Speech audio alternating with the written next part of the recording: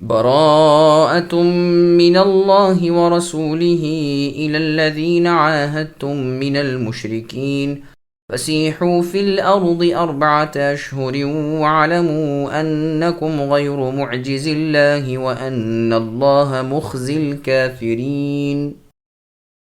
اللہ تعالیٰ اور اللہ کے رسول محمد صلی اللہ علیہ وسلم کی بیزاری کا اعلان ہے ان مشرکوں کے بارے میں جن سے تم نے عہد و پیمان کیا تھا۔ پس اے مشرکو، تم ملک میں 4 مہینے تک تو چل پھر لو، جان لو کہ تم اللہ تعالیٰ کو عاجز کرنے والے نہیں ہو، اور یہ بھی یاد رہے کہ اللہ تعالیٰ کافروں کو رسوا کرنے والے ہیں۔ سامعین، اب ان آیتوں کی تفسیر سماعت کیجیے۔ مشرکین سے اعلان برات، یہ صورت سب سے آخر رسول صلی اللہ علیہ وسلم پر اتری ہے۔ بخاری شریف میں ہے کہ سب سے آخر آیت یستفتونک اتری، یعنی سورہ نساء کی آیت نمبر 73، اور سب سے آخری سورت سورہ براءہ یعنی سورہ توبہ اتری ہے۔ یہ روایت صحیح بخاری اور مسلم دونوں میں ہے۔ اس سورت نہ ہونے کی وجہ یہ ہے کہ صحابہ رضی اللہ عنہم نے امیر المؤمنین ذو النورین عثمان ابن عفان رضی اللہ کر کے اسے قرآن میں نہیں لکھا تھا۔ ترمذی شریف میں ہے کہ ابن رضی اللہ عنہما نے عثمان رضی اللہ عنہ سے پوچھا کہ آخر کیا وجہ ہے جو آپ نے سورہ انفال کو جو مثانی میں سے ہے اور سورہ براءہ یعنی سورہ توبہ سے ہے ملا دیا اور ان کے درمیان بسم اللہ الرحمن الرحیم نہیں لکھی اور پہلے کی 7 لمبی صورتوں میں انہیں رکھا؟ آپ نے جواب دیا کہ بسا اوقات رسول اللہ صلی اللہ علیہ وسلم پر ایک ساتھ کئی صورتیں اتری تھیں۔ جب آیت اترتی آپ لکھنے والوں میں سے کسی کو بلا کر فرما دیتے کہ اس آیت لکھ دو جس میں یہ ذکر ہے۔ سورہ انفال مدینہ منورہ میں سب سے پہلے نازل ہوئی تھی اور سورہ براءت یعنی سورہ توبہ سب سے آخر میں اتری۔ بیانات دونوں کے ملتے جلتے تھے۔ مجھے خیال ہوا کہ کہیں یہ بھی اسی میں سے نہ ہو۔ رسول اللہ صلی اللہ علیہ وسلم کا انتقال ہو گیا اور آپ نے ہم سے نہیں فرمایا کہ یہ اس میں سے ہے، اس لیے میں نے دونوں صورتوں کو متصل لکھا اور ان کے درمیان بسم اللہ الرحمن الرحیم نہیں لکھی اور 7 پہلی لمبی صورتوں میں انہیں رکھا۔ اس صورت کا ابتدائی حصہ اس وقت اترا جب رسول اللہ صلی اللہ علیہ وسلم غزوہ تبوک سے واپس آ رہے تھے۔ حج کا زمانہ تھا۔ مشرکین اپنی عادت کے مطابق حج میں آ کر بیت اللہ کا طواف ننگے ہو کر کیا کرتے تھے۔ رسول اللہ ان میں خلا ملا ہونا ناپسند فرما کر ابو بکر صدیق رضی اللہ عنہ کو حج کا امام بنا کر اس سال مکہ مکرمہ روانہ فرمایا کہ مسلمانوں کو احکام حج سکھائیں اور مشرکوں میں اعلان کر دیں وہ آئندہ سال حج کو نہ آئیں، اور سورہ براءت کا بھی عام لوگوں میں اعلان کر دیں۔ آپ کے پیچھے پھر علی رضی اللہ عنہ کو بھیجا کہ آپ کا پیغام بحیثیت آپ کے نزدیکی قرابت داری کے آپ بھی پہنچا دیں، جیسے کہ اس کا تفصیلی بیان آ رہا ہے انشاءاللہ۔ پس فرمان ہے کہ یہ بے تعلقی ہے اللہ تعالیٰ اور اللہ کے رسول صلی اللہ علیہ وسلم کی طرف سے۔ بعض تو کہتے ہیں کہ یہ اعلان اس عہد و پیما کے متعلق ہے جن سے کوئی وقت معین نہ تھا یا جن سے عہد 4 ماہ سے کم کا تھا، لیکن جن کا لمبا عہد تھا وہ بدستور باقی رہا، جیسے اللہ تعالیٰ نے سورہ توبہ کی آیت نمبر 4 میں فرمایا فَأَتِمُّوا إِلَيْهِمْ عَهْدَهُمْ إِلَى مُدَّتِهِمْ، ان کی پوری مدت ہونے تک تم ان سے ان کا عہد نبھاؤ۔ وَأَذَانٌ مِّنَ اللَّهِ وَرَسُولِهِ إِلَى النَّاسِ يَوْمَ الْحَجِّ الْأَكْبَرِ أَنَّ اللَّهَ بَرِيءٌ مِّنَ الْمُشْرِكِينَ وَرَسُولُهُ فَإِن تُبْتُمْ فَهُوَ خَيْرٌ لَكُمْ وَإِن تَوَلَّيْتُمْ فَاعْلَمُوا أَنَّكُمْ غَيْرُ مُعْجِزِي اللَّهِ وَبَشِّرِ الَّذِينَ كَفَرُوا بِعَذَابٍ أَلِيمٍ۔ اور اللہ تعالیٰ اور اللہ کے رسول محمد صلی اللہ علیہ وسلم کی طرف سے لوگوں کو بڑے حج کے دن صاف اطلاع ہے کہ اللہ تعالیٰ مشرکوں سے بیزار ہیں، اور اللہ کے رسول محمد صلی اللہ علیہ وسلم بھی اگر اب بھی تم توبہ کر لو تو تمہارے حق میں بہتر ہے، اور اگر تم روگردانی کرو تو جان لو کہ تم اللہ تعالیٰ کو ہرا نہیں سکتے۔ کافروں کو دکھ کی مار کی خبر پہنچا دیجیے۔ سامعین، اب اس آیت کی تفسیر سماعت کیجیے۔ حج اکبر سے کیا مراد ہے؟ اللہ تعالیٰ اور اللہ کے رسول محمد صلی اللہ علیہ وسلم کی طرف سے عام اعلان ہے اور ہے بھی بڑے حج کے دن یعنی عید قرباں کو، جو حج کے تمام دنوں سے بڑا اور افضل دن ہے، کہ اللہ تعالیٰ اور اللہ کے رسول محمد صلی اللہ علیہ وسلم مشرکوں سے بری الذمہ، بیزار اور الگ ہیں۔ اگر اب بھی تم گمراہی اور شرک و برائی چھوڑ دو تو یہ تمہارے حق میں بہتر ہے۔ توبہ کر لو، نیک بن جاؤ، اسلام قبول کر لو، شرک و کفر چھوڑ دو، اور اگر تم نے نہ مانا، اپنی ضلالت پر قائم رہے، تو تم نہ اب اللہ تعالیٰ کے قبضے سے باہر ہو، نہ آئندہ کسی وقت اللہ کو دبا سکتے ہو۔ وہ اللہ تو تم پر قادر ہے، تمہاری چوٹیاں اللہ کے ہاتھ میں ہیں۔ وہ کافروں کو دنیا میں بھی سزا کریں گے اور آخرت میں بھی عذاب کریں گے۔ صحیح بخاری شریف میں ہے، ابو ہریرہ رضی اللہ عنہ فرماتے ہیں کہ مجھے ابو بکر رضی اللہ عنہ نے قربانی والے دن ان لوگوں میں جو اعلان کے لیے بھیجے گئے تھے بھیجا، ہم نے منادی کر دی کہ اس سال کے بعد کوئی مشرک حج کو نہ آئے اور بیت اللہ کا طواف کوئی شخص ننگا ہو کر نہ کرے۔ پھر رسول اللہ صلی اللہ علیہ وسلم نے علی رضی اللہ عنہ کو بھیجا کہ سورہ براءت کا اعلان کر دیں، بس آپ نے بھی مینا میں ہمارے ساتھ عید کے دن انہی احکام کی منادی کی۔ یہ روایت بخاری مسلم کی ہے، نیز ابو داؤد میں مختصراً مروی ہے۔ حج اکبر کا دن بقرہ عید کا دن ہے، کیونکہ لوگ حج اصغر بولا کرتے تھے۔ صحیح بخاری کی دوسری روایت کی روح سے ابو بکر صدیق رضی اللہ عنہ کے اس اعلان کے بعد حجۃ الوداع میں ایک بھی مشرک حج کو نہیں آیا تھا۔ حنین کے زمانے میں رسول اللہ صلی اللہ علیہ وسلم نے جعرانہ سے عمرے کا احرام باندھا تھا۔ پھر اس سال ابو بکر صدیق رضی اللہ عنہ کو امیر حج بنا کر بھیجا اور آپ نے ابو ہریرہ رضی اللہ عنہ کو منادی کے لیے روانہ فرمایا۔ پھر رسول اللہ صلی اللہ علیہ وسلم نے علی رضی اللہ عنہ کو بھیجا کہ براءت کا اعلان کر دیں۔ امیر حج علی رضی اللہ عنہ کے آنے کے بعد بھی ابو بکر صدیق رضی اللہ عنہ ہی رہے، لیکن اس روایت میں غرابت ہے۔ عمرہ جعرانہ والے سال امیر حج عتاب ابن اسید رضی اللہ عنہ تھے۔ ابو بکر صدیق رضی اللہ عنہ تو 9 ہجری میں امیر حج تھے۔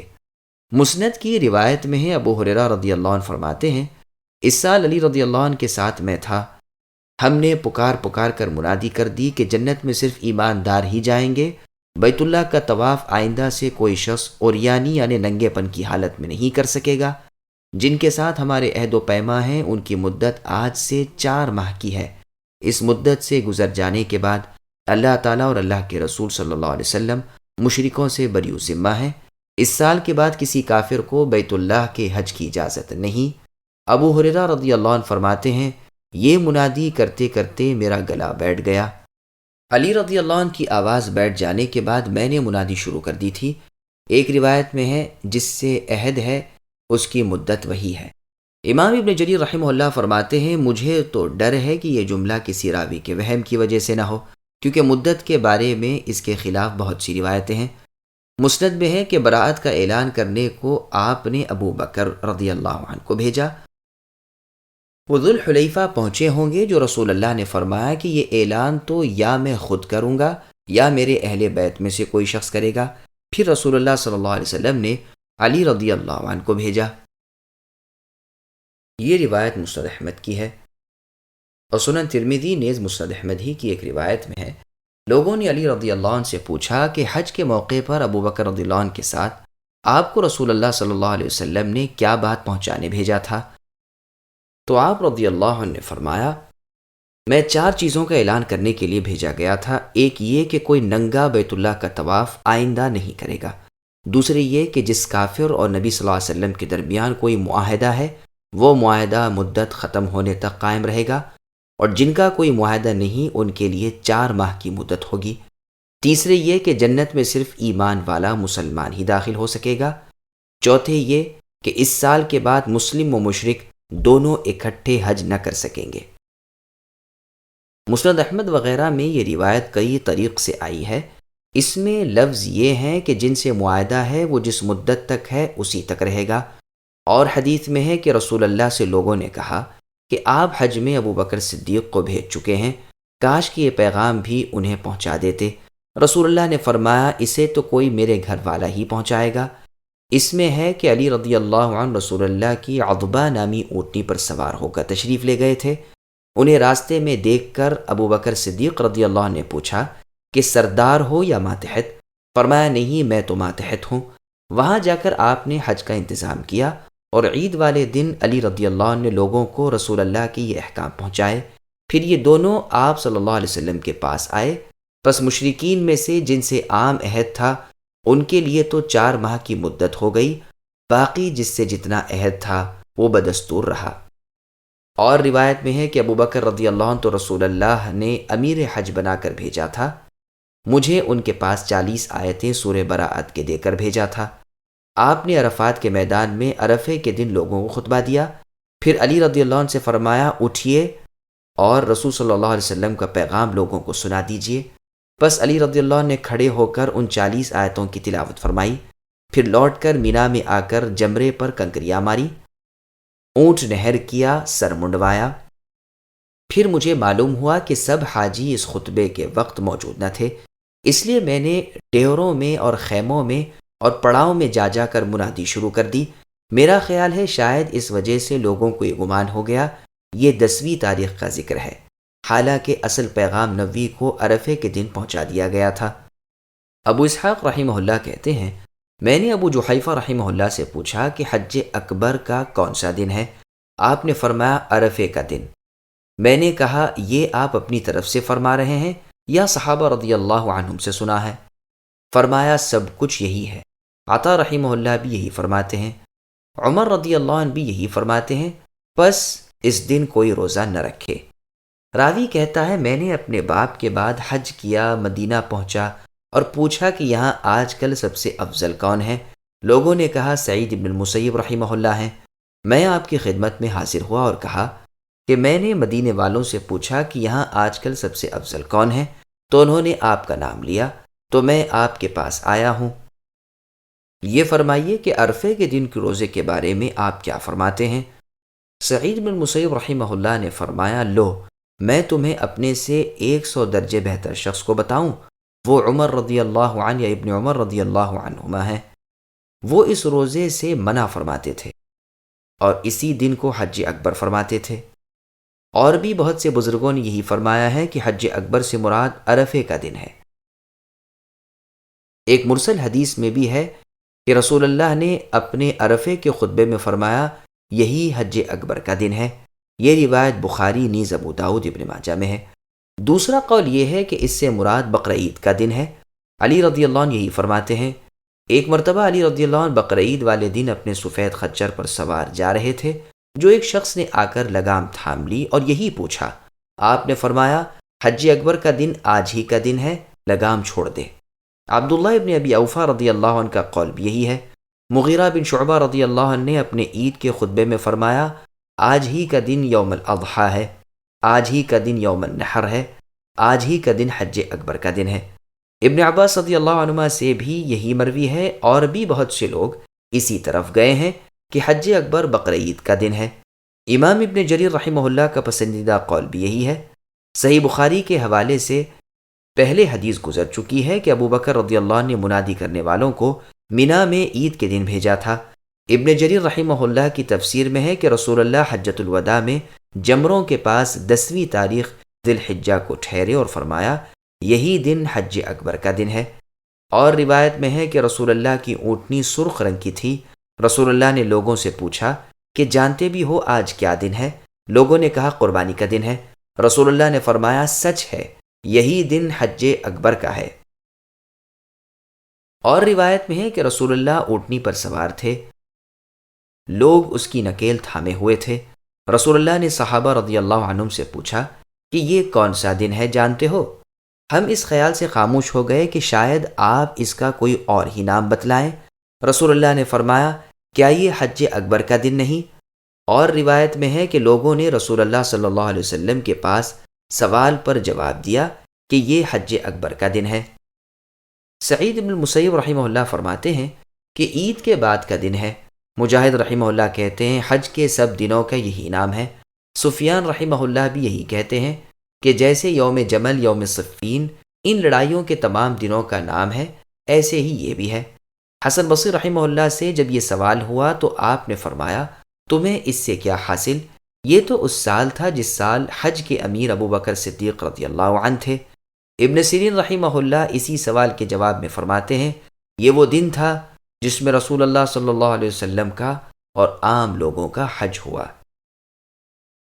إلا الذين عاهدتم من المشركين ثم لم ينقصوكم شيئا ولم يظاهروا عليكم أحدا فأتموا إليهم عهدهم إلى مدتهم إن الله يحب المتقين فإذا انسلخ الأشهر الحرم فاقتلوا المشركين حيث وجدتموهم وخذوهم واحصروهم واقعدوا لهم كل مرصد فإن تابوا سوائے ان مشرکوں کے جن سے تمہارے مسلمانوں معاہدہ ہو چکا ہے اور انہوں نے تمہیں ذرا سا بھی نقصان نہیں پہنچایا، نہ کسی کی تمہارے خلاف مدد کی ہے، تو تم بھی ان کے معاہدے کی مدت تو تم ان کی راہیں چھوڑ دو۔ یقیناً اللہ تعالیٰ بخشنے والے ہو چکے ہیں، وہ سب عہد ثابت ہیں، بشرطیے کہ وہ لوگ معاہدے کی شرائط پر قائم رہیں، نہ مسلمانوں کو خود کوئی ایذا پہنچائے رکھتے ہیں۔ جہاد اور حرمت والے مہینے۔ حرمت والے مہینوں سے مراد یہاں وہ 4 مہینے ہیں جن کا ذکر سورہ توبہ کی آیت نمبر 36 میں آئے گا۔ بس ان کے حق میں آخری حرمت والا مہینہ محرم الحرام کا ہے۔ ابن عباس رضی اللہ عنہما اور ضحاک رحمہ اللہ سے بھی یہی مروی ہے، لیکن اس میں ذرا تأمل ہے، بلکہ مراد اس سے یہاں وہ 4 مہینے ہیں جن میں مشرکین کو پناہ ملی تھی کہ ان کے بعد تم سے لڑائی ہے، چنانچہ خود اسی صورت میں اس کا بیان اور آیت میں آ رہا ہے۔ اللہ تعالیٰ فرماتے ہیں ان 4 ماہ کے بعد مشرکوں سے جنگ کرو، انہیں قتل کرو، انہیں گرفتار کرو جہاں بھی پالو۔ بس یہ عام ہے، لیکن مشہور یہ ہے کہ یہ خاص ہے، حرم میں لڑائی نہیں ہو سکتی، جیسا کہ اللہ نے سورہ بقرہ کی آیت نمبر 191 میں فرمایا وَلَا تُقَاتِلُوهُمْ عِنْدَ الْمَسْجِدِ الْحَرَامِ الآیہ، یعنی مسجد حرام کے پاس اے مسلمانوں ان کفار و مشرکین سے نہ لڑو جب تک کہ وہ اپنی طرف سے لڑائی کی ابتدا نہ کریں۔ اگر یہ وہاں تم سے لڑیں تو تمہیں بھی ان سے لڑائی کرنے کی اجازت ہے، چاہو قتل کرو چاہو قید کر لو، ان کے قلعوں کا محاصرہ کرو، ان کے لیے ہر گھاٹی میں بیٹھ کر تاک لگاؤ، انہیں ضد پر لا کر مارو، یعنی یہی نہیں کہ مل جائیں تو جھڑپ ہو جائے، خود چڑھ کر جاؤ، ان کی راہیں بند کر دو اور انہیں مجبور کر دو کہ یہ یا تو اسلام لائیں یا لڑیں۔ اسی لیے فرمایا کہ اگر وہ توبہ کر لیں، پابندی نماز ہو جائیں، زکوٰۃ دینے لگیں تو بے شک ان کی راہیں کھول دو، ان پر سے تنگیاں اٹھا لو۔ زکوٰۃ کے مانعین سے جہاد کرنے کی اسی جیسی آیتوں سے ابو بکر رضی اللہ عنہ نے دلیل لی تھی کہ لڑائی اس شرط پر حرام ہے کہ اسلام میں داخل ہو جائیں اور اسلام کے واجبات بجا لائیں۔ اس آیت میں ارکان اسلام کو ترتیب وار بیان فرمایا ہے، اعلیٰ پھر ادنا۔ پس شہادت کے بعد سب سے بڑا رکن اسلام نماز ہے جو اللہ عز و جل کا حق ہے، نماز کے بعد زکوٰۃ جس کا نفع فقیروں، مسکینوں، محتاجوں کو پہنچتا ہے، اور مخلوق کا زبردست حق جو انسان کے ذمے ہے ادا ہو جاتا ہے۔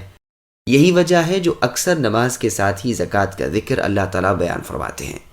بخاری اور مسلم میں ہے، رسول اللہ فرماتے ہیں مجھے حکم کیا گیا ہے کہ لوگوں سے جہاد جاری رکھوں جب تک کہ وہ یہ گواہی نہ دیں کہ کوئی معبود برحق نہیں سوائے اللہ کے، اور یہ کہ محمد صلی اللہ علیہ وسلم اللہ کے رسول ہیں، اور نمازوں کو قائم کریں اور زکوٰۃ دیں۔ عبداللہ بن مسعود رضی اللہ عنہ فرماتے ہیں کہ تمہیں نمازوں کے قائم کرنے اور زکوٰۃ دینے کا حکم کیا گیا ہے، جو زکوٰۃ نہ دے اس کی نماز بھی نہیں۔ عبد الرحمن بن زید بن اسلم رحمہ اللہ فرماتے ہیں اللہ تعالیٰ ہرگز کسی کی نماز قبول نہیں فرماتے جب تک کہ وہ زکوٰۃ ادا نہ کرے۔ اللہ تعالیٰ ابو بکر رضی اللہ عنہ پر رحم فرمائے، آپ کی فقہ یعنی سمجھ بوجھ سب سے بڑی ہوئی تھی جو آپ نے زکوٰۃ کے منکروں سے جہاد کیا۔ مسند احمد میں ہے، رسول اللہ صلی اللہ علیہ وسلم فرماتے ہیں مجھے لوگوں سے جہاد کا حکم دیا گیا ہے جب تک کہ وہ یہ گواہی نہ دیں کہ خون ان کے مال حرام ہے، مگر احکام اسلام حق کے ماتحت انہیں ہر وہ حق حاصل ہے جو اور مسلمانوں کا ہے، اور ان کے ذمے ہر وہ چیز ہے جو اور مسلمانوں کے ذمے ہے۔ یہ روایت صحیح بخاری میں اور سنن میں بھی ہے سوائے ابن ماجہ کے۔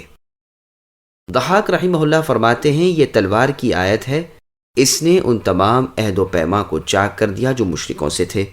ابن عباس رضی اللہ عنہما کا قول ہے کہ براءت کے نازل ہونے پر 4 مہینے گزر جانے کے بعد کوئی عہد و ذمہ باقی نہیں رہا، پہلی شرطیں برابری کے ساتھ توڑی گئیں، اب اسلام اور جہاد باقی رہ گیا۔ علی بن ابی طالب رضی اللہ عنہ فرماتے ہیں اللہ تعالیٰ نے اپنے نبی محمد صلی اللہ علیہ وسلم کو 4 تلواروں کے ساتھ بھیجا، ایک تو مشرکین عرب میں، چنانچہ اللہ تعالیٰ فرماتے ہیں فَاقْتُلُوا الْمُشْرِكِينَ حَيْثُ وَجَدتُّمُوهُمْ، مشرکوں کو جہاں کہیں اے مسلمانوں پاؤ قتل کرو۔ یہ روایت اسی طرح مختصراً ہے۔ میرا خیال ہے کہ دوسری تلوار اہل کتاب میں اللہ تعالیٰ فرماتے ہیں سورہ توبہ کی آیت نمبر 29 میں فرمایا قاتل الذین لا یؤمنون باللہ الآیات، یعنی اللہ تبارک و تعالیٰ پر اور قیامت کے دن پر ایمان نہ لانے والوں اور اللہ تعالیٰ اور رسول کے حرام کردہ کو حرام نہ ماننے والوں اور اللہ تعالیٰ کے سچے دین اسلام کو قبول نہ کرنے والوں سے جو اہل کتاب ہیں جہاد کرو تا وقت یہ کہ وہ ذلت کے ساتھ جزیہ دینا قبول کر لیں۔ تیسری تلوار منافقوں میں اللہ تعالیٰ کا سورہ توبہ کی آیت نمبر 73 میں فرمان ہے یا ایہا النبی جاہد الکفار والمنافقین، کہ اے نبی کافروں اور منافقوں سے جہاد کیجیے۔ چوتھی تلوار باغیوں میں اللہ تعالیٰ کا سورہ حجرات کی آیت نمبر 9 میں ارشاد ہے وَإِن طَائِفَتَانِ مِنَ الْمُؤْمِنِينَ اقْتَتَلُوا الآیہ، کہ اگر مسلمانوں کی دو جماعتوں میں لڑائی ہو جائے تو ان میں صلح کرا دو، پھر بھی اگر کوئی جماعت دوسری کو دباتی چلی جائے تو ان باغیوں سے تم لڑو جب تک کہ وہ پلٹ کر اللہ تعالیٰ کے حکم کی ماتحتی میں نہ آ جائیں۔ ضحاک اور سدی رحمہم اللہ کا قول ہے کہ یہ آیت تلوار یعنی جہاد کرنے کی فرضیت والی آیت فَإِمَّا مَنًّا بَعْدُ وَإِمَّا فِدَاءً سے منسوخ ہے، یعنی بطور احسان کے یا فدیہ لے کر کافر قیدیوں کو چھوڑ دو۔ قتادہ رحمہ اللہ اس کے برعکس کہتے ہیں کہ پچھلی آیت پہلی آیت سے منسوخ ہے، واللہ تعالی اعلم۔ وَإِنْ أَحَدٌ مِّنَ الْمُشْرِكِينَ اسْتَجَارَكَ فَأَجِرْهُ حَتَّى يَسْمَعَ كَلَامَ اللَّهِ ثُمَّ أَبْلِغْهُ مَأْمَنَهُ ذَلِكَ بِأَنَّهُمْ قَوْمٌ لَا يَعْلَمُونَ۔ اور اگر مشرکوں میں سے کوئی آپ سے اے نبی پناہ طلب کرے تو آپ اسے پناہ دے دیا کریں یہاں تک کہ اللہ تعالیٰ کی بات یعنی کلام اللہ کو وہ سن لے، پھر اسے اپنی جائے امن تک پہنچا دیجئے، یہ اس لیے کہ یہ لوگ بے علم ہیں۔ سامعین اب اس آیت کی تفصیل سماعت کیجئے۔ کفار کے سفیروں، قاصدوں، پناہ گزینوں کا احترام۔ اللہ تبارک و تعالی اپنے نبی محمد صلی اللہ علیہ وسلم کو حکم فرماتے ہیں کہ جن کافروں سے آپ کو جہاد کا حکم دیا گیا ہے ان میں سے اگر کوئی آپ سے امن طلب کرے تو آپ اس کی خواہش پوری کر دیں، اسے امن دیں یہاں تک کہ وہ قرآن کریم سن لے، رسول اللہ کی باتیں سن لے، دین کے تعلیم معلوم کرے، حجت الہی پوری ہو جائے، پھر اپنی امن میں ہی اسے اس کے وطن پہنچا دیجئے بے خوفی کے ساتھ۔ یہ اپنے امن کی جگہ پہنچ جائے، ممکن ہے کہ سوچ سمجھ کر حق کو قبول کر لے، یہ اس لیے کہ یہ بے علم لوگ ہیں، انہیں دینی معلومات بہم پہنچاؤ، اللہ تعالیٰ کی دعوت اس کے بندوں کے کانوں تک پہنچا دو۔ مجاہد رحمہ اللہ فرماتے ہیں کہ جو آپ کے پاس اے نبی دینی باتیں سننے کے لیے آئے، خواہ وہ کوئی ہی کیوں نہ ہو، وہ امن میں ہے یہاں تک کہ اللہ تعالیٰ کا کلام یعنی قرآن مجید سنے کہ جہاں سے آیا ہے وہاں با امن پہنچ جائے۔ اسی لیے رسول اللہ صلی اللہ علیہ وسلم اسے جو دین سمجھنے کے لیے آئے اور اسے جو پیغام لے کر آئے امن دے دیا کرتے تھے۔ حدیبیہ والے سال یہی ہوا، قریش کے جتنے قاصد آئے یہاں انہیں کوئی خطرہ نہ تھا۔ عروہ بن مسعود، مکرز ابن حفص، سہیل ابن عمرو وغیرہ ایک کے بعد دیگرے آتے رہے، یہاں آ کر انہیں وہ شان نظر آئی جو قیصر و کسریٰ کے دربار میں بھی نہ تھی۔ یہی انہوں نے اپنی قوم سے کہا، پس یہ چیز بھی بہت سے لوگوں کی ہدایت کا ذریعہ بن گئی۔ مسیلمہ کذاب مدعی نبوت کا قاصد جب رسول اللہ کی بارگاہ میں پہنچا، رسول اللہ نے اس سے پوچھا کہ کیا تم مسیلمہ کی رسالت کے قائل ہو؟ اس نے کہا ہاں۔ رسول اللہ نے فرمایا اگر قاصدوں کا قتل میرے نزدیک جائز نہ ہوتا تو میں تمہاری گردن اڑا دیتا۔ آخر یہ شخص ابن مسعود رضی اللہ عنہ کی کوفے میں امارت کے زمانے میں قتل کر دیا گیا۔ اسے ابن نوحہ کہا جاتا تھا۔ جب آپ کو معلوم ہوا کہ یہ مسیلمہ کا ماننے والا ہے تو آپ رضی اللہ عنہ نے اسے بلوایا اور فرمایا اب تو قاصد نہیں ہے، اب تمہاری گردن ماننے سے کوئی امر مانع نہیں۔ اسے قتل کر دیا گیا، اللہ تعالیٰ کی اس پر لعنت ہو۔ یہ روایت سنن ابی داؤد کی ہے۔ الغرض دار الحرب سے جو قاصد آئے، دار الحرب کفار کے اس علاقے کو کہتے ہیں جہاں وہ مسلمانوں سے لڑنے بھڑنے پر ہمیشہ آمدہ رہیں۔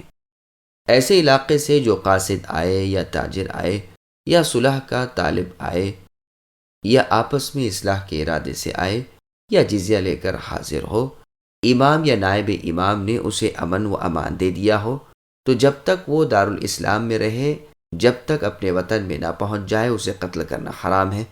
علماء کہتے ہیں ایسے شخص کو دارالاسلام میں سال بھر تک نہ رہنے دیا جائے، زیادہ سے زیادہ وہ 4 ماہ تک یہاں ٹھہر سکتا ہے۔ پھر 4 ماہ سے زیادہ اور سال بھر کے اندر کے 2 قول امام شافعی رحمہ اللہ وغیرہ علماء کے ہیں، واللہ اعلم۔ كيف يكون للمشركين عهد عند الله وعند رسوله إلا الذين عاهدتم عند المسجد الحرام فما استقاموا لكم فاستقيموا لهم إن الله يحب المتقين كيف وإن يظهروا عليكم لا يرقبوا فيكم إلا ولا ذمة يرضونكم بأفواههم وتأبى قلوبهم وأكثرهم فاسقون۔ مشرکوں کا عہد اللہ تعالیٰ اور اللہ کے رسول محمد صلی اللہ علیہ وسلم کے نزدیک کیسے رہ سکتا ہے مگر جن سے تم نے عہد و پیما مسجد حرام کے پاس کیا ہے، جب تک وہ لوگ تم سے معاہدہ نبھائیں تم بھی ان سے وفاداری کرو۔ اللہ تعالیٰ احتیاط رکھنے والوں سے محبت رکھتے ہیں۔ ان کے وعدوں کا کیا اعتبار ان کا اگر تم پر غلبہ ہو جائے، تو نہ تو یہ قرابت داری کا خیال کریں نہ عہد و پیما کا۔ اپنی زبانوں سے تو تمہیں پرچار رہے ہیں لیکن دل نہیں مانتے، اور اکثر ان میں سے تو فاسق ہیں۔ سامعین اب آیتوں کی تفسیر سماعت کیجیے۔ مسلمان مشروط طور پر عہد کی پابندی کریں۔ گزشتہ آیت میں حکم کی حکمت بیان ہو رہی ہے کہ 4 ماہ کی مہلت دینے پر لڑائی کی اجازت دینے کی وجہ یہ ہے کہ وہ اپنے شرک و کفر کو چھوڑنے والے اور اپنے عہد و پیما پر قائم رہنے والے ہی نہیں۔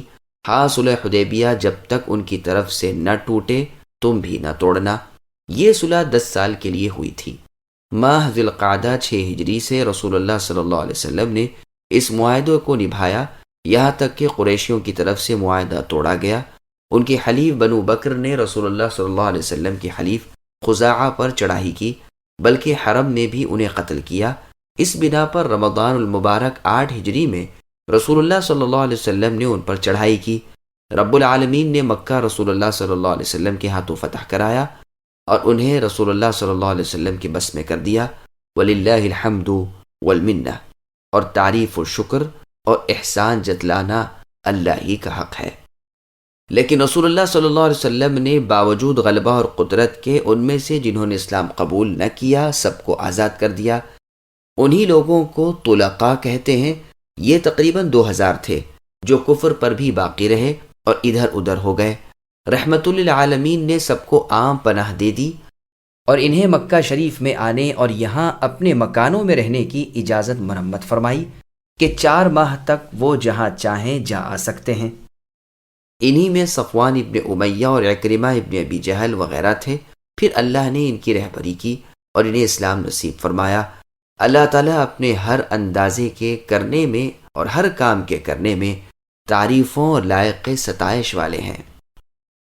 کافر وعدے کے پابند نہیں بلکہ وسائل کے منتظر ہیں۔ اللہ تعالیٰ کافروں کے مکر و فریب اور ان کی دلی عداوت سے مسلمانوں کو آگاہ کرتے ہیں تاکہ وہ ان کی دوستی اپنے دل میں نہ رکھیں، نہ ان کے قول و قرار پر مطمئن رہیں۔ ان کا کفر و شرک انہیں وعدوں کی پابندی پر رہنے نہیں دیتا۔ یہ تو وقت کے منتظر ہیں، ان کا بس چلے تو یہ تو تمہیں کچے چبا ڈالیں، نہ قرابت داری کو دیکھیں نہ وعدوں کی پاسداری کریں۔ ان سے جو ہو سکے وہ تکلیف تم پر توڑیں اور خوش ہوں۔ آیت میں الن کے معنی قرابت داری کے ابن عباس رضی اللہ عنہما سے تفسیر ابن جریر میں مروی ہے اور حسن رضی اللہ عنہ کے شعر میں بھی ہیں، اور معنی کیے گئے ہیں کہ وہ اپنے غلبے کے وقت اللہ تعالیٰ کا بھی لحاظ نہ کریں گے نہ کسی اور کا۔ یہی لفظ الایل بن کر جبرائیل، میکائیل اور اسرافیل میں آیا، یعنی اس کا معنی اللہ تعالیٰ ہے، لیکن پہلا قول ہی ظاہر اور مشہور ہے اور اکثر مفسرین کا بھی یہی قول ہے۔ مجاہد رحمہ اللہ کہتے ہیں مراد عہد ہے۔ قتادہ رحمہ اللہ کا قول ہے کہ مراد قسم ہے، واللہ اعلم۔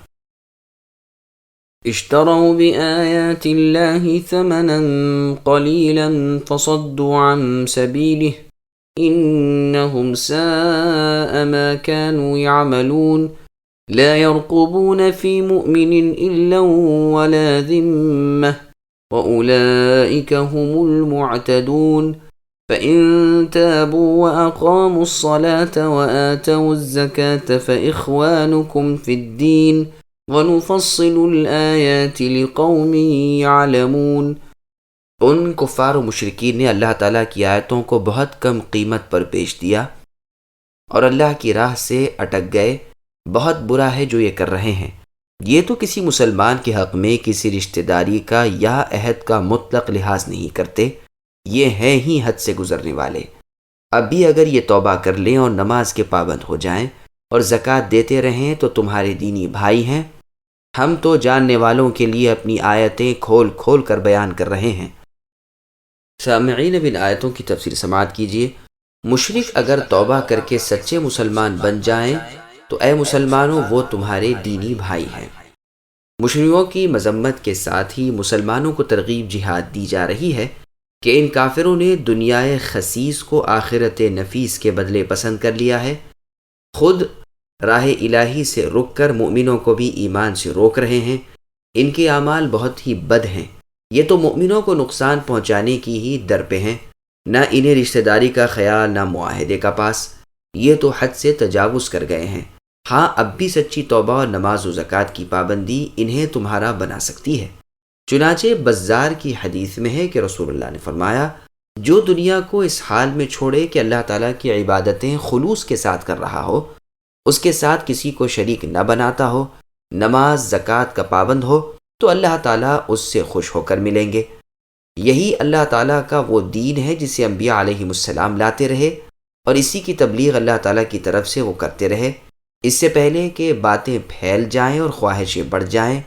اس کی تصدیق کتاب اللہ میں موجود ہے کہ اگر وہ توبہ کر لیں، یعنی بتوں کو اور بت پرستی کو اور اسی طرح قبر پرستی وغیرہ کو چھوڑ دیں اور نمازی اور زکوٰۃ دینے والے بن جائیں تو تم ان کے راستے چھوڑ دو۔ اور آیت میں ہے کہ پھر یہ تو تمہارے دینی بھائی ہیں۔ یہ روایت مستدرک حاکم میں بھی ہے۔ امام بزار رحمہ اللہ فرماتے ہیں کہ میرے خیال سے تو مرفوع حدیث وہیں پر ختم ہے کہ اللہ تعالیٰ اس سے رضامند ہو کر ملیں گے۔ اس کے بعد کا کلام راوی حدیث ربیع ابن انس رحمہ اللہ کا ہے، واللہ اعلم۔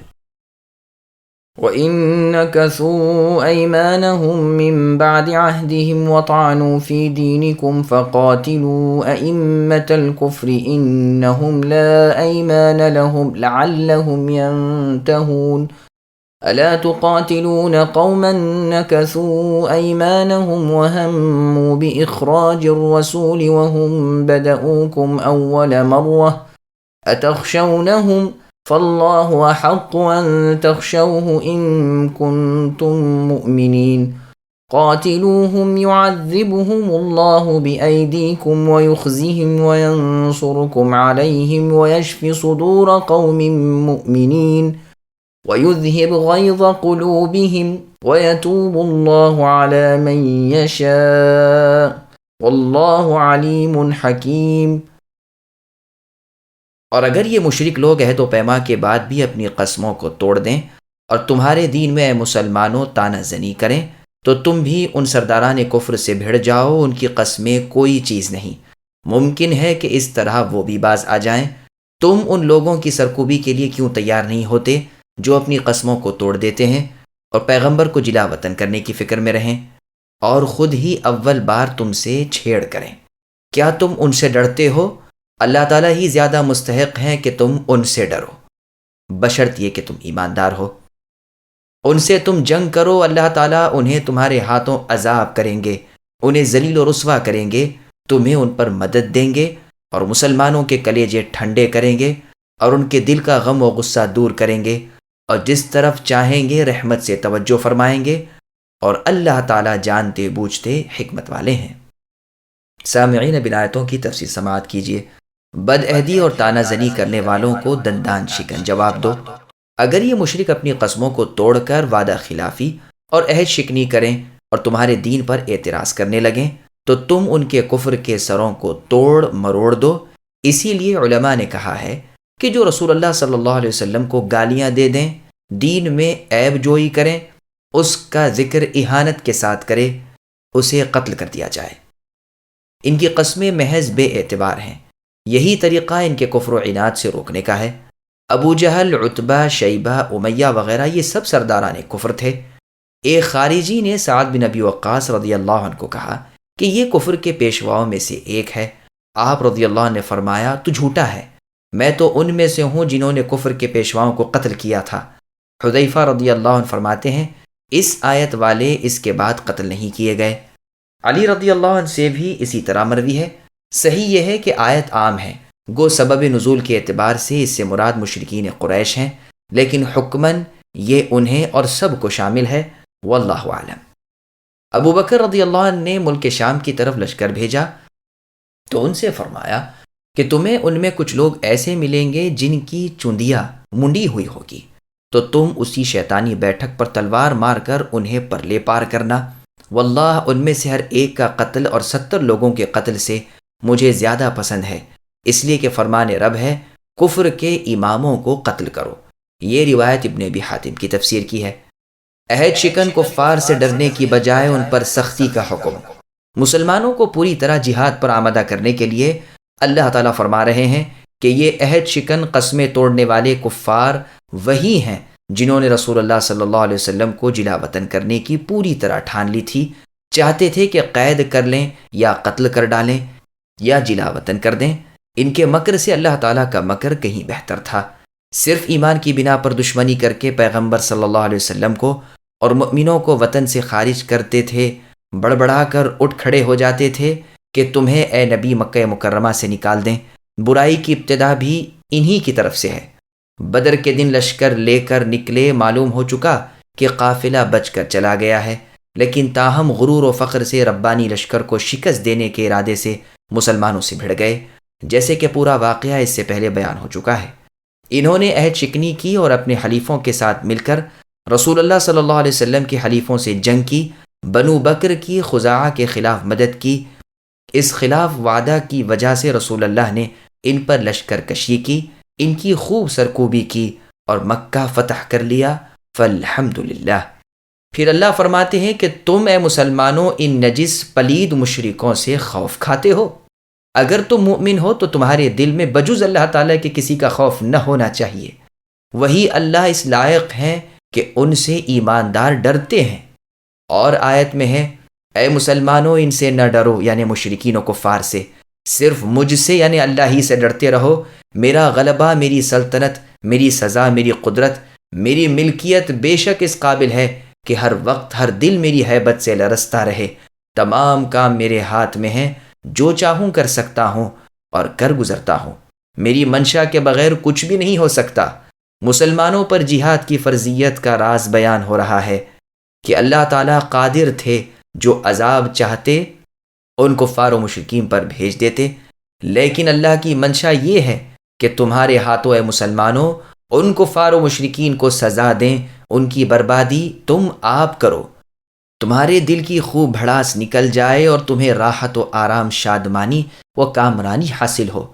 یہ بات کچھ انہی کے ساتھ مخصوص نہ تھی بلکہ تمام مؤمنوں کے لیے بھی ہے، خصوصاً خزاعہ کا قبیلہ جن پر خلاف عہد قریش اپنے حلیفوں میں مل کر چڑھ دوڑے۔ ان کے دل اسی وقت ٹھنڈے ہوں گے، ان کے غبار اسی وقت دھلیں گے جب مسلمانوں کے ہاتھوں کافر نیچے ہوں۔ اللہ تعالیٰ اپنے بندوں میں سے جس کی چاہے توبہ قبول فرما لیں، وہ اپنے بندوں کی تمام مصلحتوں سے خوب آگاہ ہیں، اپنے تمام کاموں میں، اپنے شرعی احکام میں، اپنے تمام حکموں میں حکمت والے ہیں، جو چاہتے ہیں کرتے ہیں، جو ارادہ کرتے ہیں حکم دیتے ہیں۔ وہ عادل و حاکم ہیں، ظلم سے پاک ہیں، ایک ذرے برابر بھلائی برائی ضائع نہیں کرتے بلکہ اس کا بدلہ دنیا اور آخرت میں دیتے ہیں۔ فَلِلَّهِ الْحَمْدُ أَوَّلًا وَآخِرًا۔ بس اللہ ہی کے لیے تعریف ہے کہ وہ ہر قسم کی تعریف کے لائق ہیں، اول بھی اور آخر بھی۔ أَمْ حَسِبْتُمْ أَن تُتْرَكُوا وَلَمَّا يَعْلَمِ اللَّهُ الَّذِينَ جَاهَدُوا مِنكُمْ وَلَمْ يَتَّخِذُوا مِن دُونِ اللَّهِ وَلَا رَسُولِهِ وَالْمُؤْمِنِينَ وَلِيجَةً وَاللَّهُ خَبِيرٌ بِمَا تَعْمَلُونَ ما كان للمشركين أن يعمروا مساجد الله ما كان للمشركين أن يعمروا مساجد الله شاهدين على أنفسهم بالكفر أولئك حبطت أعمالهم وفي النار هم خالدون إنما يعمر مساجد الله من آمن بالله واليوم الآخر وأقام الصلاة وآتى الزكاة ولم يخش إلا الله فعسى أولئك أن يكونوا من المهتدين. کیا تم یہ سمجھ بیٹھے ہو کہ تم چھوڑ دیے جاؤ گے، حالانکہ اب تک اللہ تعالیٰ نے تم میں سے انہیں ممتاز نہیں کیا جو مجاہد ہیں اور جو اللہ تعالیٰ کے اور اللہ کے رسول محمد صلی اللہ علیہ وسلم کے اور مؤمنوں کے سوا کسی کو دلی دوست نہیں بناتے. اللہ تعالیٰ خوب خبردار ہیں ہر اس کام سے جو تم کر رہے ہو. ناممکن ہے کہ مشرک اللہ تعالیٰ کی مسجدوں کی آبادی کر لیں، وہ خود اپنے کفر کے آپ ہی گواہ ہیں. ان کے اعمال غارت و اکارت ہیں اور وہ دائمی طور پر جہنمی ہیں. اللہ کی مسجدوں کی رونق و آبادی تو ان کے حصے میں ہے جو اللہ تعالیٰ پر اور قیامت کے دن پر ایمان رکھتے ہوں، نمازوں کے پابند ہوں، زکوٰۃ دیتے ہوں، اللہ تعالیٰ کے سوا کسی سے نہ ڈرتے ہوں. یہی لوگ یقیناً راہ یافتہ ہیں. سامعین، اب ان آیتوں کی تفسیر سماعت کیجیے. جہاد اور مسلمانوں کا امتحان. یہ ناممکن ہے کہ امتحان بغیر مسلمان بھی چھوڑ دیے جائیں. سچے جھوٹے کو ظاہر کر دینا ضروری ہے. ولیجہ کے معنی بھیدی اور دخل دینے والے کے ہیں. پس سچے وہ ہیں جو جہاد میں آگے بڑھ کر حصہ لیں اور ظاہر باطن میں اللہ تعالیٰ اور رسول صلی اللہ علیہ وسلم کی خیر خواہی اور حمایت کریں. ایک قسم کا بیان دوسری قسم کو ظاہر کر دیتا تھا، اس لیے دوسری قسم کے لوگوں کا بیان چھوڑ دیا. ایسی عبارتیں شاعروں کے شعر میں بھی عرب کے ہاں ملتی ہیں. اور جگہ قرآن کریم میں ہے، اللہ فرماتے ہیں کہ کیا لوگوں نے یہ گمان کر رکھا ہے کہ وہ صرف اس کہنے سے چھوڑ دیے جائیں گے کہ ہم ایمان لائے اور ان کی آزمائش ہوگی ہی نہیں، حالانکہ اگلے مؤمنوں کی بھی ہم نے آزمائش کی. یاد رکھو اللہ تعالیٰ سچے اور جھوٹوں کو ضرور الگ الگ کر دیں گے. اور سورہ آل عمران کی آیت نمبر 142 میں اسی مضمون کو ام حسبتم ان تدخلوا الجنہ کے لفظوں سے بیان فرمایا ہے. اور سورہ آل عمران کی آیت نمبر 179 میں ہے ما کان اللہ لیذر المؤمنین، یعنی اللہ تعالیٰ ایسے تو نہیں کہ تم مؤمنوں کو تمہاری حالت پر ہی چھوڑ دیں اور امتحان کر کے یہ نہ معلوم کر لیں کہ خبیث کون ہے اور طیب کون ہے. پس جہاد کے مشروع کرنے میں ایک حکمت یہ بھی ہے کہ کھرے کھوٹے کی تمیز ہو جاتی ہے. گو اللہ تعالیٰ ہر چیز سے واقف ہیں، جو ہوگا وہ بھی اللہ کو معلوم ہے، اور جو نہیں ہوا وہ جب ہوگا تب کس طرح ہوگا یہ بھی وہ جانتے ہیں. چیز کے ہونے سے پہلے ہی اللہ کو اس کا علم حاصل ہے اور ہر چیز کی حالت سے وہ واقف ہیں. لیکن وہ چاہتے ہیں کہ دنیا پر بھی کھرا کھوٹا، سچا جھوٹا، مجاہد و منافق ظاہر کر دیں. اللہ کے سوا کوئی معبود برحق نہیں، نہ اللہ کے سوا کوئی پروردگار ہے، نہ اللہ کے فیصلے کو کوئی بدل سکتا ہے، نہ اللہ کے ارادے سے اللہ کو کوئی ٹال سکتا ہے، نہ اللہ تعالیٰ کے چاہے کو کوئی روک سکتا ہے. مسجدیں اہل ایمان ہی آباد کرتے ہیں، یعنی اللہ تعالیٰ کے ساتھ شرک کرنے والے مشرکوں کو اللہ تعالیٰ کی مسجدوں کی آبادی کرنے والے بنانا لائق ہی نہیں. یہ مشرک ہیں، اللہ تعالیٰ کے گھر سے انہیں کیا تعلق. مساجد کو مسجدہ بھی پڑھا ہے، پس مراد مسجد حرام ہے یعنی خانہ کعبہ، جو روئے زمین کی مسجدوں سے اشرف ہے، جو اول دن سے صرف اللہ تعالیٰ کی عبادت کے لیے بنائی گئی ہے، جس کی بنیادیں خلیل اللہ ابراہیم علیہ السلام اور آپ کے فرزند اسماعیل علیہ السلام نے رکھی تھی. اور یہ لوگ مشرک ہیں حال و قال دونوں اعتبار سے، یعنی مشرکین مکہ اور جہاں بھر کے کفار و مشرکین. تم نصرانی سے پوچھو وہ صاف کہے گا میں نصرانی ہوں، یہود سے پوچھو وہ اپنی یہودیت کا اقرار کریں گے، صابئ سے پوچھو وہ بھی اپنا صابئ ہونا اپنی زبان سے کہے گا. مشرک بھی اپنے مشرک ہونے کے اقراری ہیں. ان کے اس شرک کی وجہ سے ان کے اعمال اکارت ہو چکے ہیں اور وہ ہمیشہ کے لیے جہنمی ہیں. یہ تو مسجد حرام سے اوروں کو روکتے ہی ہیں. اے نبی، یہ مشرک گو اپنی زبانوں سے کتنا ہی کہہ لیں کہ یہ اللہ کے اولیاء ہیں، دراصل اللہ تعالیٰ کے اولیاء نہیں ہیں. اولیاء اللہ تو وہ ہیں جو متقی ہوں، لیکن اکثر لوگ علم سے کورے اور خالی ہوتے ہیں. ہاں، مسجدوں کی آبادی مومنوں کے ہاتھوں ہوتی ہے، پس جس کے ہاتھ سے مسجدوں کی آبادی ہو اس کے ایمان کا قرآن گواہ ہے۔ اصحاب رسول صلی اللہ علیہ وسلم کا بیان ہے کہ مسجدیں اس زمین پر اللہ تعالیٰ کا گھر ہیں، جو یہاں آئے اللہ تعالیٰ پر حق ہے کہ اس کی عزت کرے۔ ابن عباس رضی اللہ عنہما فرماتے ہیں، جو نماز کی اذان سن کر پھر بھی مسجد میں آ کر باجماعت نماز نہ پڑھے، اس کی نماز نہیں ہوتی، وہ اللہ تعالیٰ اور رسول صلی اللہ علیہ وسلم کا نافرمان شخص ہے۔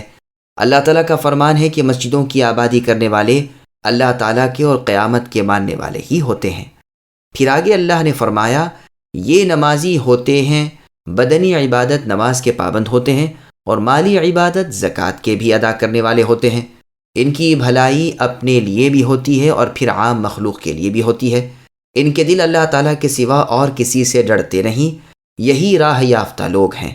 موحد ایماندار قرآن و حدیث کے ماتحت پانچوں نمازوں کے پابند، صرف اللہ تعالیٰ کا خوف کھانے والے، اللہ کے سوا دوسرے کی بندگی نہ کرنے والے ہی راہ یافتہ اور کامیاب اور اپنے مقصد کو پا جانے والے ہیں۔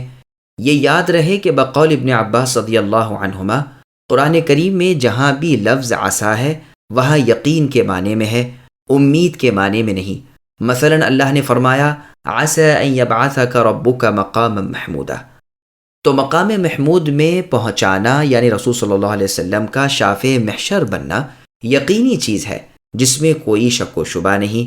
محمد ابن اسحاق رحمہ اللہ فرماتے ہیں، عصا اللہ تعالیٰ کے کلام میں حق و یقین کے لیے آتا ہے۔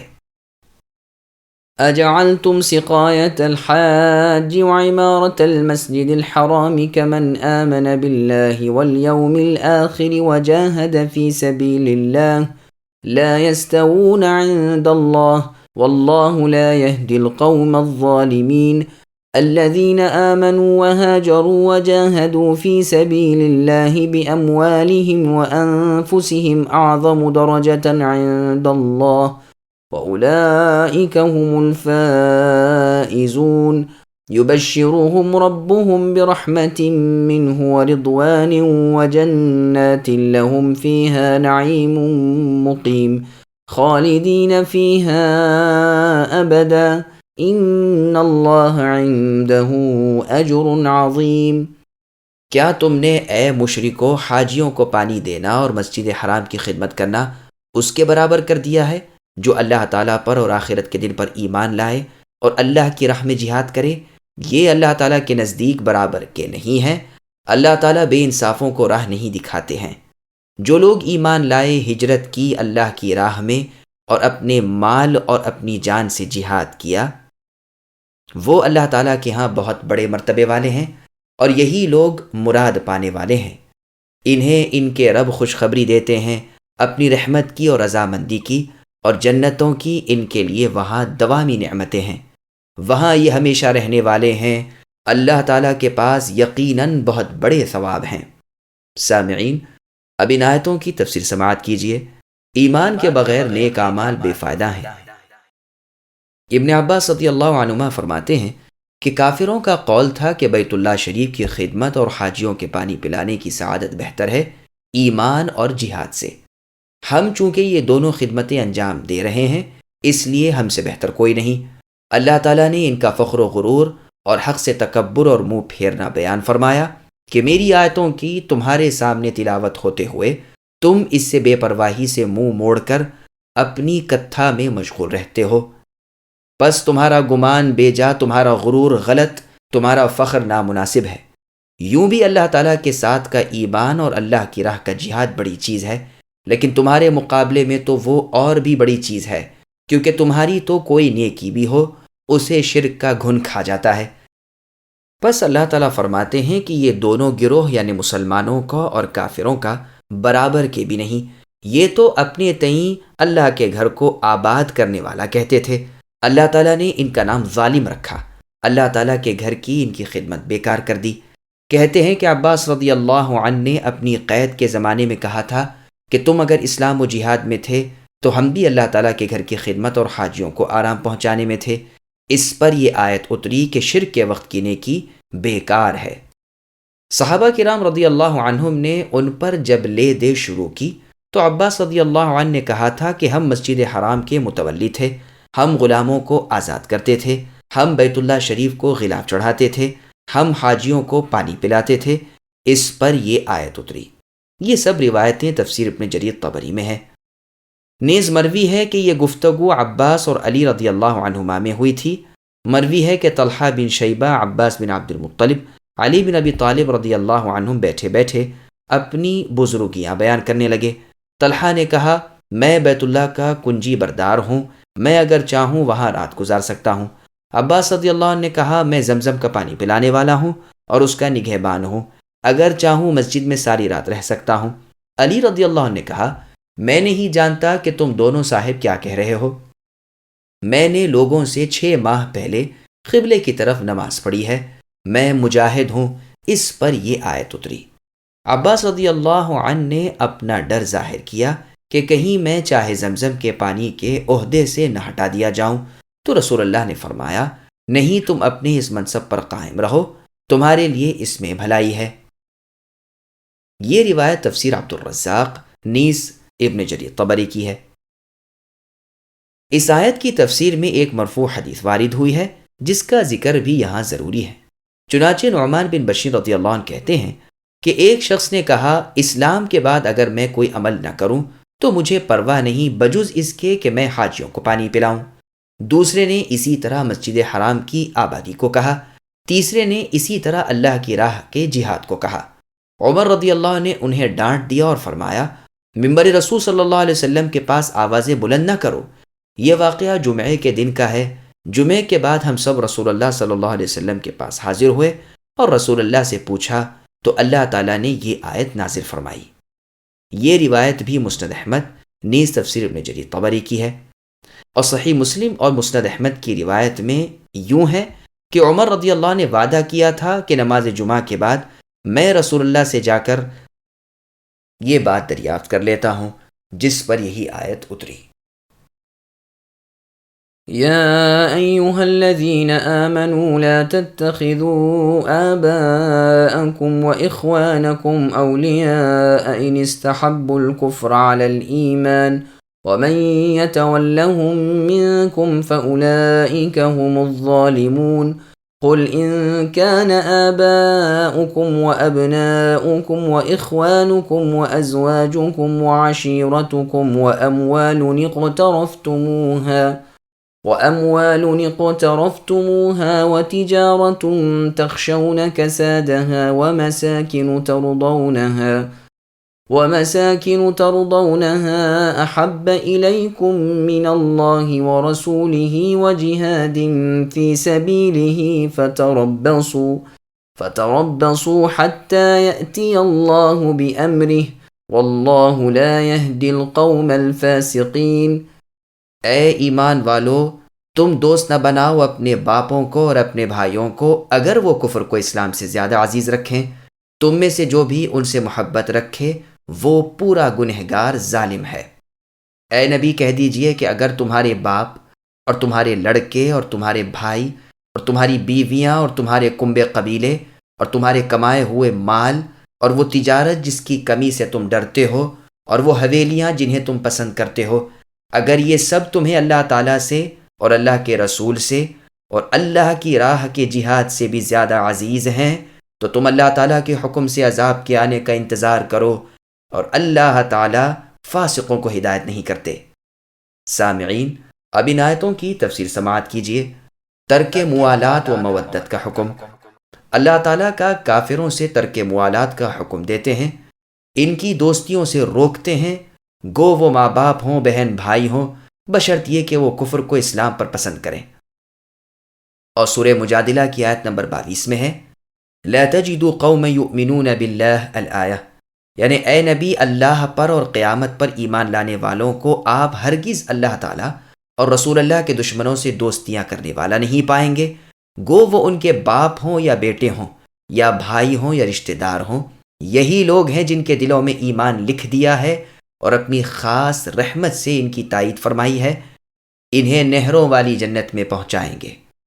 بیہقی میں ہے، ابو عبیدہ بن جراح رضی اللہ عنہ کے باپ نے جنگ بدر والے دن ان کے سامنے اپنے بتوں کی تعریفیں شروع کی آپ نے اسے ہر چند روکنا چاہا لیکن وہ بڑھتا ہی چلا گیا۔ باپ بیٹوں میں جنگ شروع ہو گئی، آپ رضی اللہ عنہ نے اپنے باپ کو قتل کر دیا۔ اس پر آیت لا تجد قوما نازل ہوئی ہے، لیکن یہ روایت منقطع ہے۔ پھر ایسا کرنے والوں کو اللہ تعالیٰ ڈراتے ہیں اور فرماتے ہیں کہ اگر یہ رشتے اور اپنے حاصل کیے ہوئے مال اور مندے ہو جانے کی دہشت کی تجارتیں اور پسندیدہ مکانات اگر تمہیں اللہ تعالیٰ و رسول صلی اللہ علیہ وسلم سے اور جہاد سے بھی زیادہ مرغوب ہیں تو تمہیں اللہ تعالیٰ کے عذابوں کے برداشت کے لیے تیار رہنا چاہیے۔ ایسے بدکاروں کو اللہ تعالیٰ بھی راستہ نہیں دکھاتے۔ رسول اللہ صلی اللہ علیہ وسلم صحابہ کرام رضی اللہ عنہم کے ساتھ جا رہے تھے۔ عمر رضی اللہ عنہ کا ہاتھ آپ کے ہاتھ میں تھا۔ عمر رضی اللہ عنہ کہنے لگے، اللہ کے رسول، آپ مجھے ہر چیز سے زیادہ عزیز ہیں بجز میری اپنی جان کے۔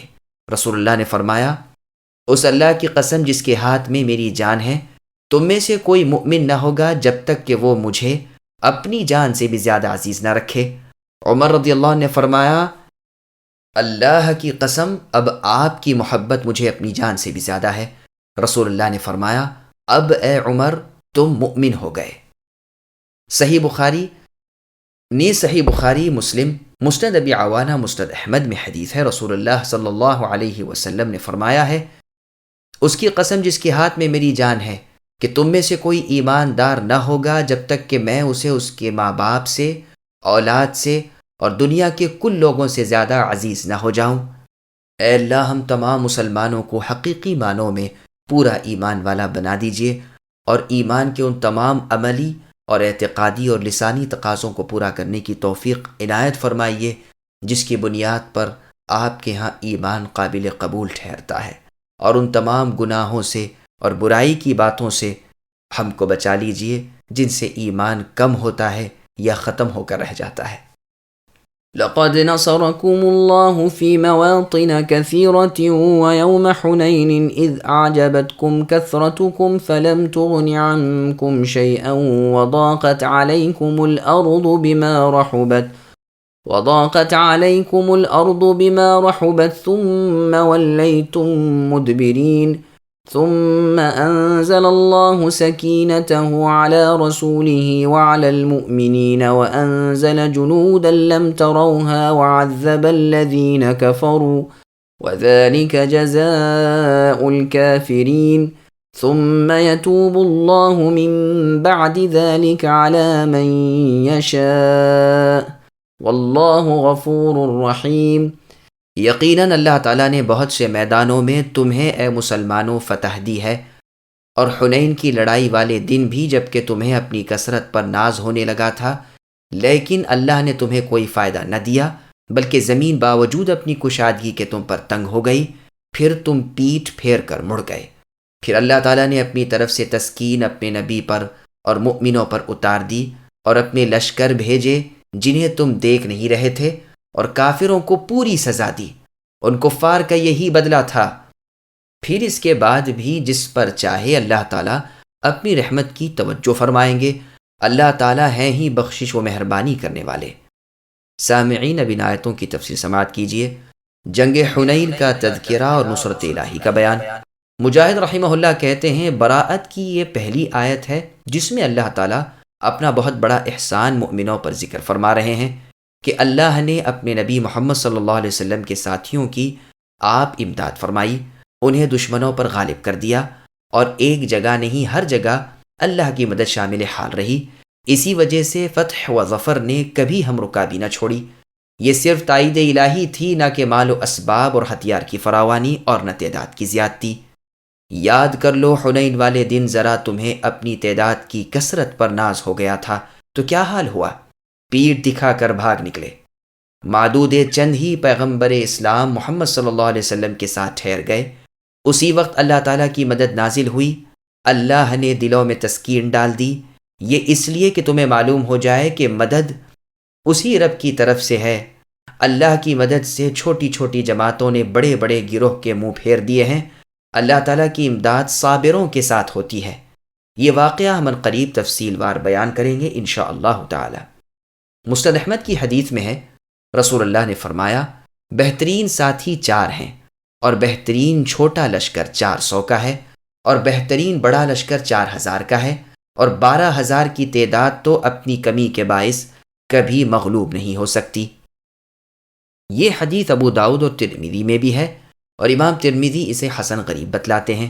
یہ روایت سوائے ایک راوی کے باقی سب راویوں نے مرسلن بیان کی ہے۔ امام ابن ماجہ اور بیہقی میں بھی یہ روایت اسی طرح مروی ہے، واللہ اعلم۔ 8 ہجری میں فتح مکہ کے بعد ماہ شوال میں جنگ حنین ہوئی تھی، جب رسول اللہ فتح مکہ سے فارغ ہوئے اور ابتدائی امور سب انجام دے چکے، اور عموماً مکی حضرات مسلمان ہو چکے اور انہیں آپ آزاد بھی کر چکے، تو آپ کو خبر ملی کہ قبیلہ حوازن جمع ہوا ہے اور آپ سے جنگ کرنے پر آمدہ ہے۔ ان کا سردار مالک ابن عوف نصری ہے، ثقیف کا سارا قبیلہ ان کے ساتھ ہے، اسی طرح بنو جشم، بنو سعد ابن بکر بھی ہیں، اور بنو ہلال کے بھی کچھ لوگ ہیں، اور کچھ لوگ بنو عمرو ابن عامر کے اور عون ابن عامر کے بھی ہیں۔ یہ سب لوگ ماں اپنی عورتوں اور بچوں اور گھریلو مال کے میدان میں نکل کھڑے ہوئے ہیں، یہاں تک کہ اپنی بکریوں اور اونٹوں کو بھی انہوں نے ساتھ رکھا ہے۔ تو رسول اللہ اپنے اس لشکر کو لے کر، جو رسول اللہ کے ساتھ مہاجرین اور انصار وغیرہ کا تھا، ان کے مقابلے کے لیے چلے۔ تقریباً 2009 مسلم مکی بھی رسول اللہ کے ساتھ ہو لیے۔ مکہ اور طائف کے درمیان کی وادی میں دونوں لشکر مل گئے۔ اس جگہ کا نام حنین تھا۔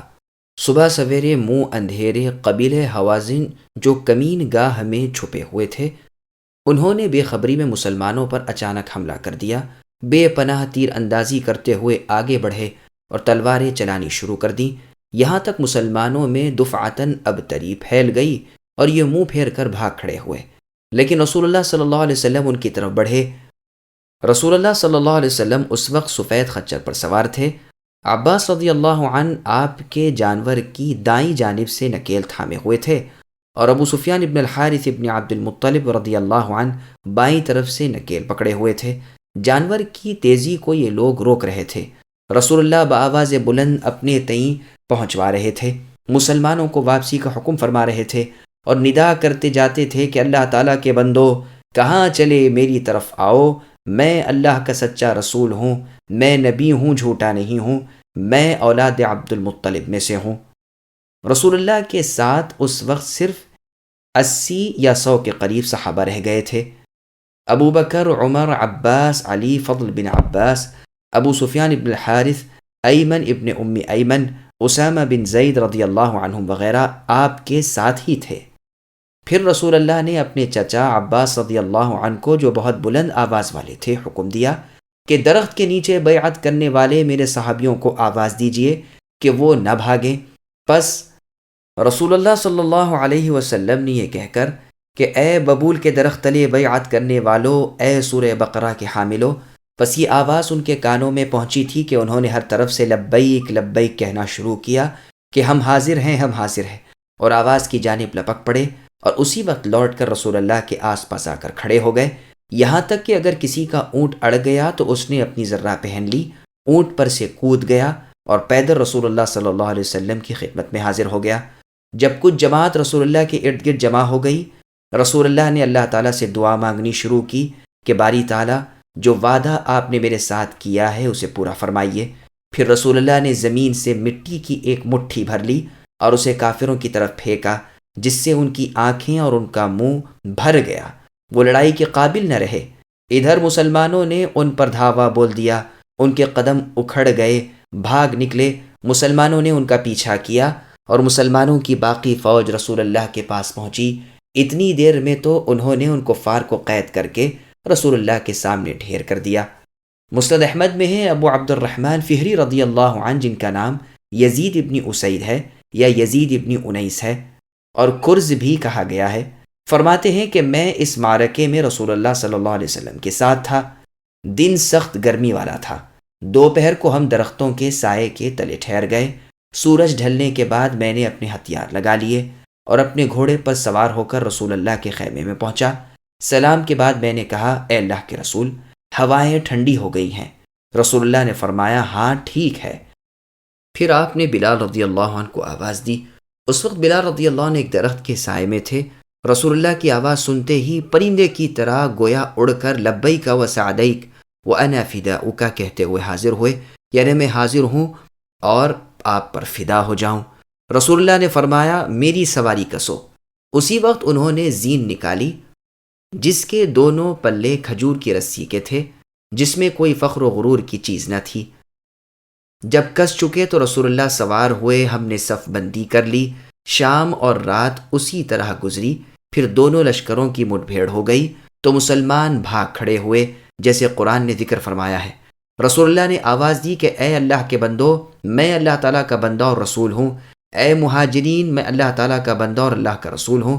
پھر اپنے گھوڑے سے اتر پڑے، مٹی کی ایک مٹھی بھر لی اور یہ فرما کر کہ ان کے چہرے بگڑ جائیں کافروں کی طرف پھینک دی۔